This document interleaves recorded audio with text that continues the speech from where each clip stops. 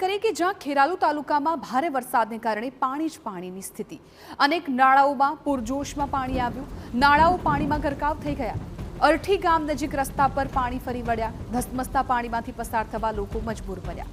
આ દ્રશ્યો મહેસાણાના આપ જોઈ રહ્યા છો કે જ્યાં પણ નદી નાળાઓ છલકાવાને કારણે ગામ સુધી વરસાદી પાણી છે એ પહોંચી રહ્યા છે। અનેક રસ્તાઓ બંધ થઈ ગયા છે। અનેક માર્ગો છે એ અહીંથી પસાર થતા હોય છે અને ગામને જોડતા, પરંતુ અહીંયા વરસાદી પાણી ભરાવાને કારણે રસ્તાઓ બંધ થઈ ગયા છે અને ધસમસતા પાણીના પ્રવાહમાંથી લોકો મજબૂરીથી કેવી રીતે ચાલી રહ્યા છે એ પણ દ્રશ્યોમાં જોઈ શકાય છે, કેમ કે એકમાત્ર રસ્તો હોવાથી ના છૂટકે લોકોને ત્યાંથી પસાર થવું પડે છે અને પોતાના જીવના જોખમે રસ્તો પાર કરવો પડતો હોય છે।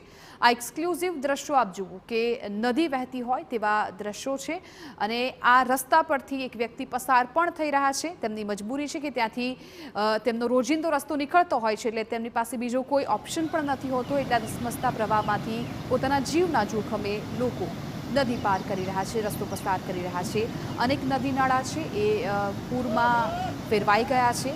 ખાસ તો હવે જે નીચાણવાળા વિસ્તારો છે ત્યાં પરિસ્થિતિ વધારે ખરાબ થઈ શકે છે। અરઠી ગામ નજીક નાળામાં પાણી ભરાયું હતું ને જેને કારણે ત્યાંથી પસાર થતા લોકોને હાલાકીનો સામનો કરવો પડ્યો હતો। મહેસાણાની અત્યારે આ સ્થિતિ છે વરસાદી માહોલની। અમારા સંવાદદાતા મનીષ મિસ્ત્રી આ મામલે વધુ જાણકારી આપી રહ્યા છે।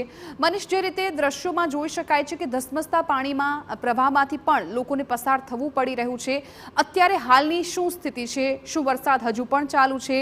પાણી ઓસરવાની શરૂઆત થઈ છે કે કેમ? શું સ્થિતિ? જી, મહેસાણા જિલ્લામાં ગત રાત્રેથી સવાર સુધી સારો અને ભારે વરસાદ રહ્યો હતો। ખેરાલુ વિસ્તારમાં પણ 3 ઇંચથી વધુ વરસાદ નોંધાયો છે, જેના કારણે અનેક જે નાળાઓમાં પાણી ભરાયેલા જોવા મળી રહ્યા છે। અને આ જે આ દ્રશ્યો જોઈ રહ્યા છો એ ખેરાલુના અરઠી ગામ નજીકના જે બેઠા ડીપ પુલના દ્રશ્યો છે કે જેના ઉપર પાણી ફરી વળ્યા છે। ઉલ્લેખનીય છે કે આ ધસમસતા પાણીમાંથી જવા માટે લોકો મજબૂર થયા છે, કારણ કે આ અરઠી તરફ જતાના રસ્તા પરનો આ એક બેઠો પુલ છે, આ એક જ રસ્તો છે અને લોકોને અવર જવરમાં ભારે હાલાકી કરવી પડી રહી છે। ખેરાલુ વિસ્તારમાં એક ગાડી પણ ફસાઈ ગઈ હતી, જો કે સદનસીબે કોઈ જાનહાનિ થઈ ન હતી અને તમામનો બચાવ થઈ ગયો હતો। તો બીજી તરફ આ દ્રશ્યો જોતા અને વરસાદ હાલ ધીમી ધારે વરસી રહ્યો છે, જોતા લાગી રહ્યું છે કે થોડા સમય બાદ પાણી ઓસરી જાય તેવી આશા વર્તાઈ રહી છે। પરંતુ જો વધુ વરસાદ વરસશે તો આ સ્થિતિમાં લોકોને અવર જવરમાં ખાસી મુશ્કેલી પડી શકે તેવું લાગી રહ્યું છે।